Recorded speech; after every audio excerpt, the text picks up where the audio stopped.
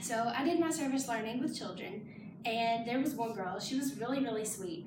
She always gave her toys to the other kids if someone took one of theirs, and she was just adorable.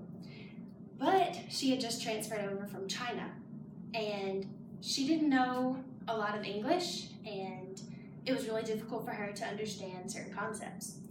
And I was asking her what I like to call the Dora questions. You know, Dora can totally see that mountain over there, but she has to ask the kids if they could see the mountain and know how to get there to check their understanding. And whenever I would ask her these Dora questions, her eyes would always just get really big, and her response would be, I don't know. And that is why this is important, because the work that me and the other volunteers there were doing is helping these kids to be able to not say, I don't know, all the time. I'm qualified to talk about this because I was there for every little nosebleed and cut on the knee and diaper changes. So my goal today is to inform you guys about this service, and I will do it by describing my experience, tying concepts and principles to it, and examining how I can enhance my communication skills and benefit the community. So now, let's start with my experience.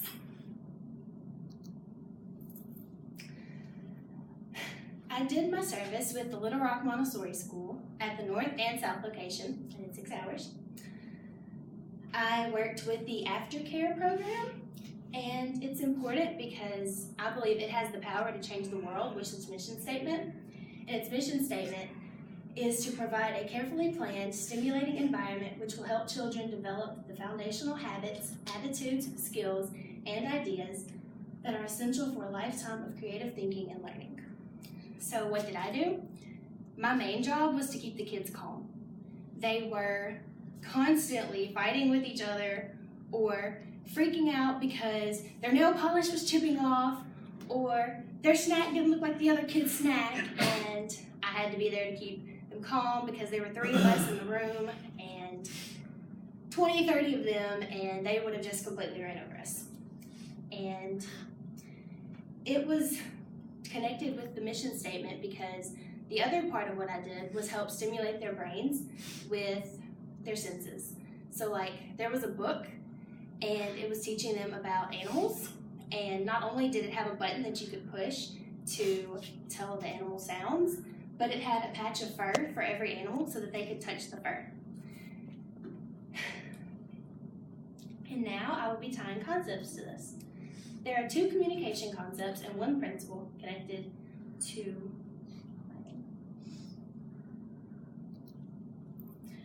the first one is proxemics. The definition, according to Lane, Abigail, and Gooch, is simply how people use space and distance. An example of this was a crying child. You know, you can't stand like 20 feet away from this child and be like, hush, it's gonna be okay, quiet. Yeah, the kid's just gonna look at you and keep crying.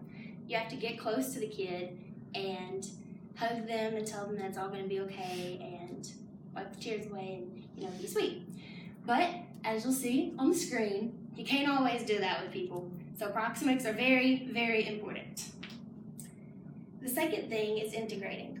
The definition, according to Lane, Abigail, and Gooch, is a conflict strategy that puts equal importance on the issue to be resolved and the relationship with the other person in the conflict, resulting in an outcome that satisfies both parties. An example was the same crying child. One of the certified teachers in there wanted to just stick the kid in the bathroom and say, don't come out until you're done crying. I was kind of sympathetic for the child and wanted to kind of ask them what was wrong and try to fix it or explain to them why it couldn't be fixed. And we had to talk through that, and that's how it illustrates it, is by us working together and finding a solution, which was doing a little bit of both, fixing the problem and then sending the kid in the bathroom to kind of clean themselves up. And now the communication principle that applies is that messages are adapted in different ways to achieve similar results. And the definition, according to the UALI Department of Applied Communications, is that there are many different ways to achieve a particular outcome. The symbolic name of communication allows us a variety of approaches. As communicators, we are able to adapt one message to connect with a variety of different people. Also, because we are changed constantly by our experiences, we cannot communicate the same message in exactly the same way again. An example of this was getting the kids to wash their hands. Some of the kids, we just had to nicely say, okay, it's time to go wash your hands.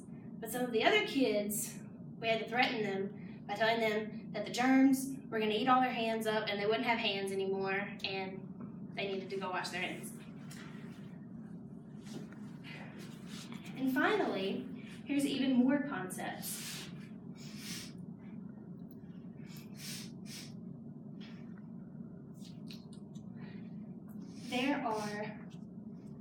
There is one communication concept I can use to help improve my communication and one I can use to help improve the community. The one I can use to improve my communication skills is jargon. And the definition, according to Lane, Abigail, and Gooch, is a specialized vocab shared and understood by members of a particular occupational group. And as you can see on the screen, it's really confusing when you don't understand the jargon because I don't know about you guys, but I can't understand that. And when I was there, I found that there were a lot of things that I didn't really understand. They were trying to tell me, like when we had carpet time, they were telling me to do different things with the kids, and I was not understanding what to do with them because I didn't understand any of their jargon. And that got really difficult really fast. Now, I chose this because I can use it to better my community by doing research on the terms of certain organizations if I know I'll be in a situation where I need to do so. And the second one that I can use to improve the community is cohesiveness. And the definition, according to Lane, Abigail, and Gooch, is a set of actions that act to keep group members together and committed to the group. I can use this to help my community by getting involved in even more service learning, and I can be able to help everyone work more efficiently with each other and settle disagreements if there are any. And it will also help me in my future career as an educator. Now, to wrap everything up, today I've told you about my service learning.